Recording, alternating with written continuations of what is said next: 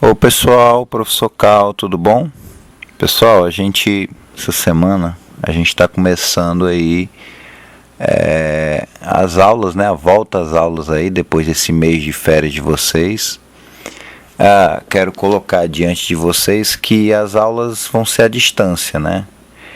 E o formato da aula normalmente vai ser um formato como vocês estão vendo aí. A gente vai gravar essas videoaulas e a gente vai disponibilizar para vocês. Quando a gente também pode ter, a gente vai ter possivelmente, quando o portal for liberado, a gente possivelmente vai ter acesso aí, a gente pode até ter uma aula mesmo, direto, um live, né?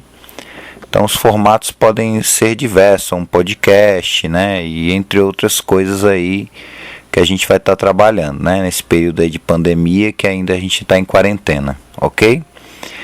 Então é só para dar esse toque aí para vocês, para a gente poder começar a aula. Então a gente vai começar a aula, na verdade, trabalhando 3 assuntos que vocês na verdade já viram, né? Assim, quer dizer, eu mandei para vocês um material para vocês estudarem, mas resolvi gravar essas aulas para ficar melhor, tá bom? A gente vai trabalhar os hebreus, os fenícios e os persas. Nessa primeira aula eu vou falar sobre os hebreus, aí eu vou ficar gravando para ficar melhor dividindo os vídeos, ok? Aí você tem uma imagem representando os hebreus e exatamente mostrando para a gente a questão da própria religião, que é um dos grandes destaques dos hebreus. A gente pode começar dizendo que os hebreus eles não tiveram grande contribuição científica, cultural, mas eles nos legaram uma religião que hoje deu origem às duas grandes religiões da atualidade, que é o cristianismo e o islamismo, tá? O comum dessas duas religiões que eu citei, inclusive o cristianismo é a maior e o islamismo a segunda maior, é a crença em um único Deus. Só que aí a gente precisa entender uma coisa antes de trabalhar os hebreus, né? A gente tem uma diferença, por exemplo, todos os povos, uma boa parte deles, que a gente vai estar estudando, eles eram politeístas, ou seja, acreditavam em vários deuses. Os hebreus, eles se destacam pelo chamado monoteísmo. Então, os hebreus, eles acreditavam que existia somente um Deus, enquanto os outros povos acreditavam que existiam vários deuses.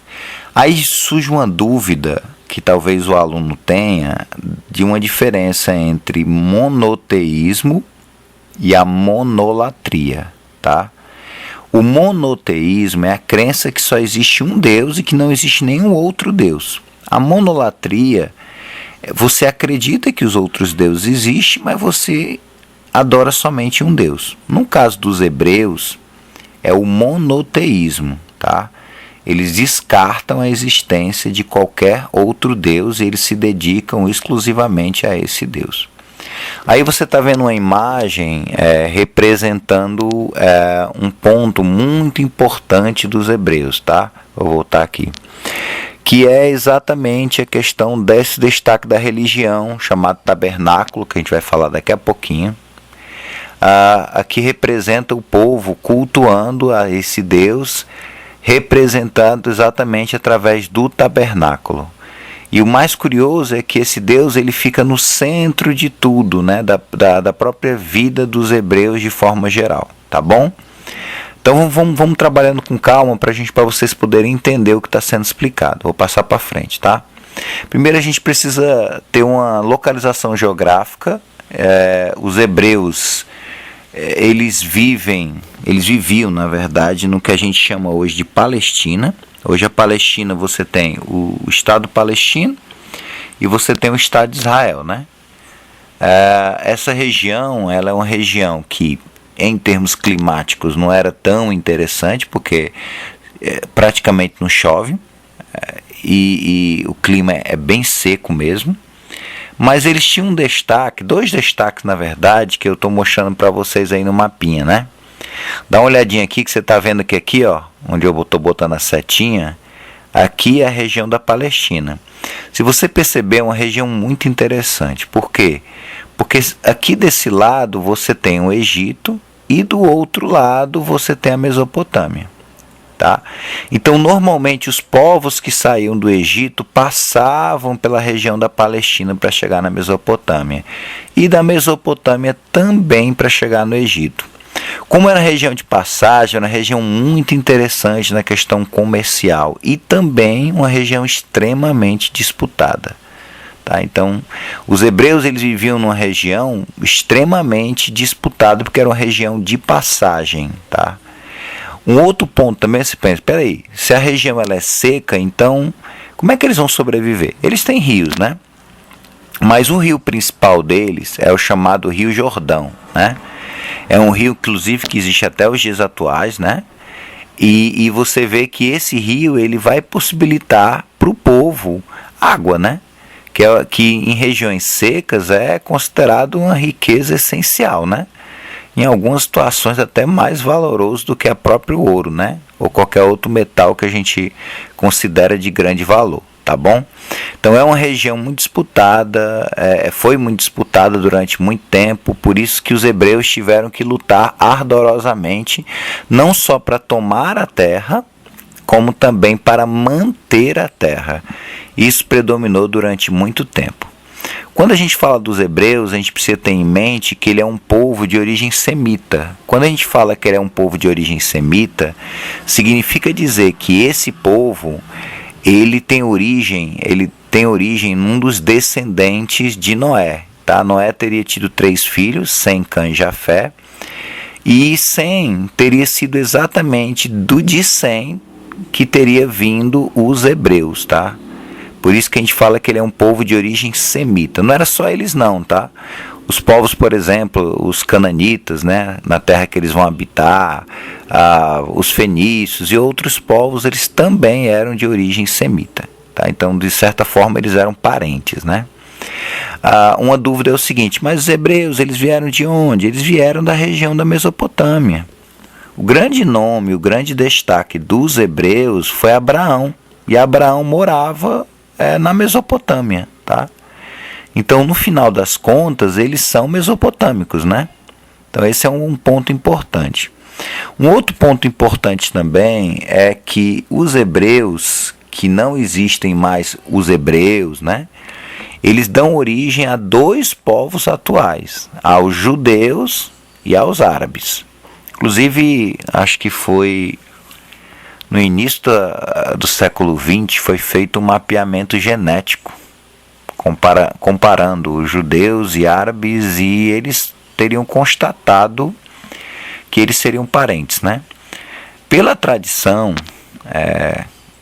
no caso, os árabes consideram que eram descendentes de Ismael, que foi um dos filhos de Abraão.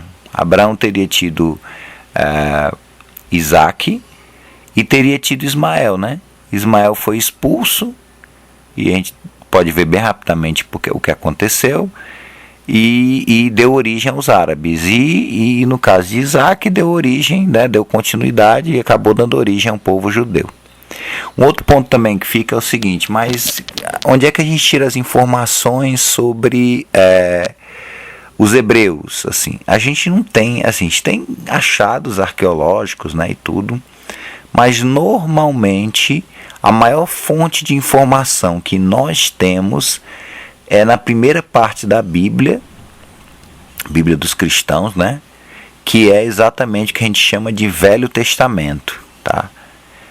E também nós temos 2 historiadores judeus, que foi um que viveu na época de Cristo e um pouquinho posteriormente, né? Que foi o Flávio Joséfo, na época de Cristo, e o historiador Filo, tá? Mas realmente a maior fonte de informação que a gente tem realmente é o Velho Testamento. Se a gente for olhar bem, os hebreus, eles desde cedo eles tinham um destaque, né? No início eles não tinham um ponto fixo de residência. Anos depois eles vão habitar a região que a gente chama hoje de Palestina, mas que na época eles chamavam de Canaã. Canaã porque os que habitavam na terra eram descendentes de Canaã, tá? No caso, voltando assim no tempo, um dos filhos de Noé foi Cã. E Cã, o primeiro filho de Cã, primogênito dele foi Canaã. E se acredita que Canaã teria sido aquele que deu origem a esses povos que viviam nessa região. Ou seja, eram os filhos de Canaã, né? Aí foi chamado de Canaã. Mas também os hebreus eles chamavam de a chamada Terra Prometida. Então, inicialmente, eles praticavam o chamado nomadismo, né? Que na verdade eles não tinham residência fixa. E eles sempre, durante toda a sua história, o grande destaque deles em termos econômicos foi a questão da criação de animais, né? Eles eram pastores. Mas posteriormente eles vão desenvolver outras atividades econômicas, principalmente a questão comercial, tá? Eu espero que você esteja entendendo. A gente tem uma imagem representando a questão de um pastor, né? De ovelhas. Aqui nós temos exemplo de pessoas árabes. Aqui nós temos os israelenses, para a gente ver que tem uma certa semelhança, né? Em termos físicos, né? Entre eles. Daí talvez pode ser que mostraria a semelhança, né, deles, talvez o parentesco. E a gente divide normalmente a história dos hebreus em 3 períodos, tá? Período patriarcal, período dos juízes e a chamada monarquia. Para a gente não alongar muito, tá? O patriarcal, porque você vai ter a figura de um homem, de um patriarca, né? Que ele normalmente ele é o fundador daquele clã, daquele grupo familiar, né? Normalmente esse líder ele é super poderoso, né? Ele tem poderes militares, eles têm poder político, né? E também poder religioso. O grande destaque, o grande iniciador dos hebreus, sem dúvida nenhuma, foi Abraão, que depois ganhou o nome de Abraão, né? E Abraão teve um filho que eu disse chamado Isaque. E Isaque, tá, teve 2 filhos, Esaú e Jacó. Só que Jacó acabou sendo o destaque dele, o primogênito dele, e Jacó teve 12 filhos. Esses 12 filhos de Jacó deu origem às famosas 12 tribos de Israel, tá bom? Então eu vou mostrar a imagem subsequente para você ver o nome dessas 12 tribos aí, tá? Tá aí na tela para você observar, se você quiser olhar. Você para o vídeo e também tem a localização geográfica de cada uma dessas tribos quando a terra foi conquistada, né? A chamada Palestina hoje.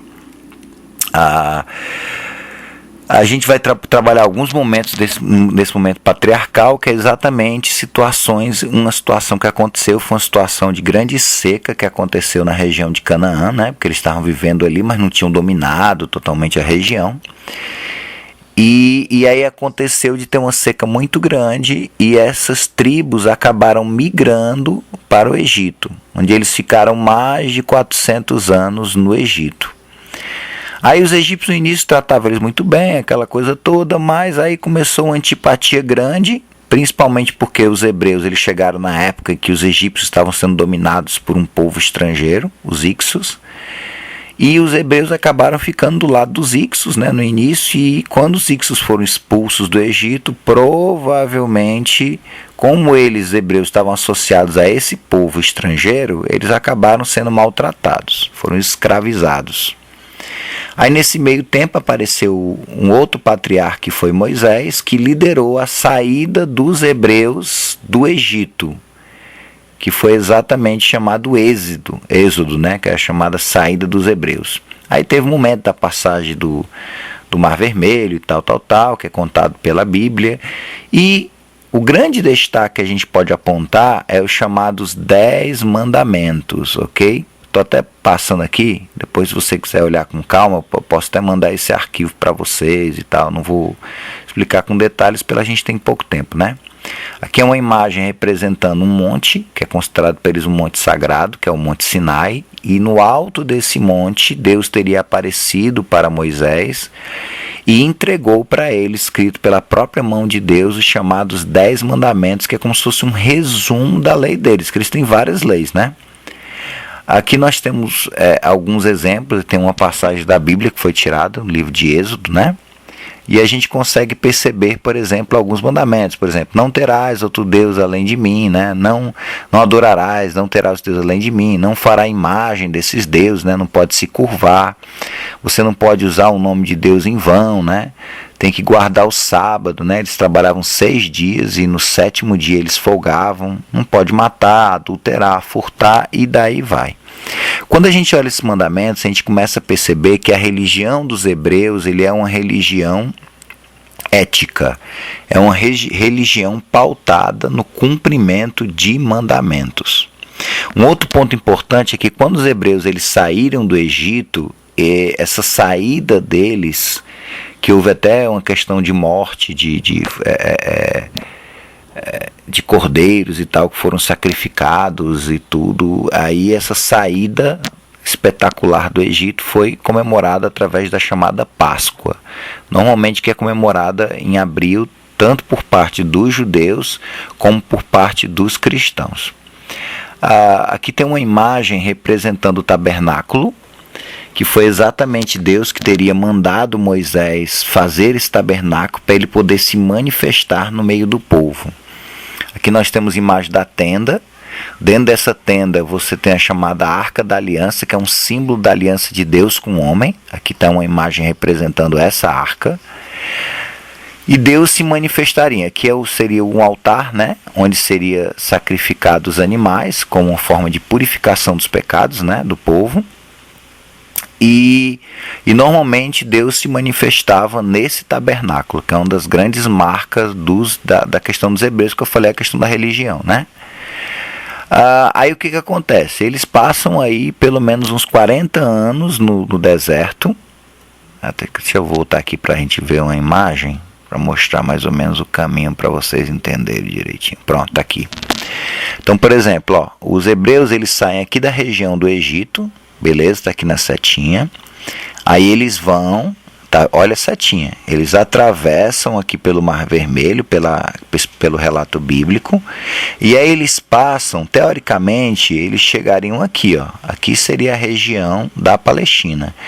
Só que aí, por uma série de problemas que aconteceu, eles não chegam aqui em pouco tempo, eles demoram 40 anos, eles passam 40 anos rodando no deserto, até eles chegarem nessa região da Palestina, e aí eles vão ter que lutar para poder pegar essa terra. Quando eles chegam na Palestina, começa uma nova fase, pessoal, que a gente chama de juízes. Nesse período, pessoal, o que vai acontecer é que vai se levantar pessoas levantadas por Deus, né? Chefes militares, políticos, religiosos. O primeiro deles foi Gideão, em que ele vai ser usado por Deus para poder dominar esse território, tá? Inicialmente eles não tinham rei. Esses líderes eles se levantavam, levantados pelo próprio Deus, na verdade, segundo a crença deles, e eles geralmente eles eram líderes militares, também religiosos, né?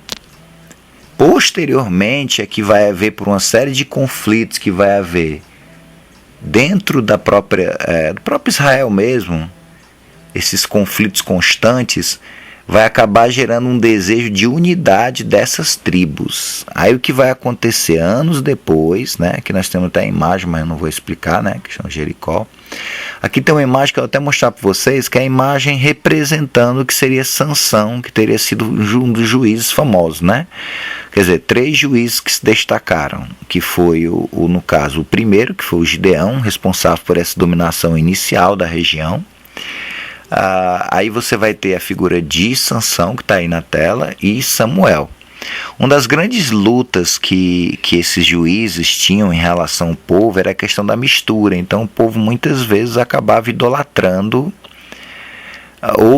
adorando outros deuses, né? Quer dizer, saindo do monoteísmo e indo para o politeísmo, né? Então esses juízes acabavam se levantando para tentar levar o povo de novo para a questão do monoteísmo e também para auxiliar nessa questão da dominação da terra.